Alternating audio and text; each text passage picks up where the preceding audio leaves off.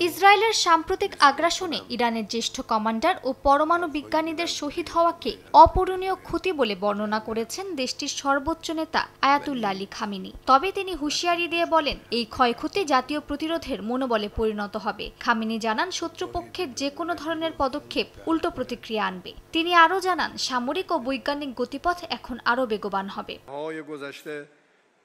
পররাষ্ট্র মন্ত্রণালয়ের এক বৈঠকে ইরানের প্রেসিডেন্ট মাসুদ পেজিশকিয়ান জানান, প্রতিবেশীদের সঙ্গে ঘনিষ্ঠ সম্পর্ক, রাশিয়া, চীন, ব্রিক্স, এসসিও সহ কৌশলগত অংশীদারদের সঙ্গে সহযোগিতা জোরদার করাই হবে তেহরানের অগ্রাধিকার। তিনি আরও বলেন, 12 দিনের যুদ্ধে আন্তর্জাতিক সম্প্রদায়ের কাছে সক্রিয় কূটনৈতিক বার্তা পৌঁছেছে। যুদ্ধের সময়ও ইরানি কূটনীতিকেরা সমর্থন আদায়ে ব্যাপক কর্মযজ্ঞ চালিয়েছেন।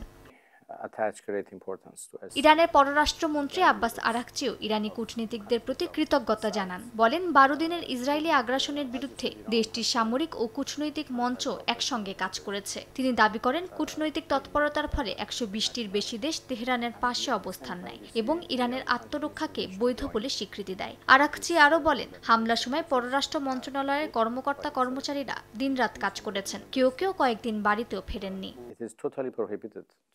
মালিহা সুহরওয়ার্দী, সময় সংবাদ।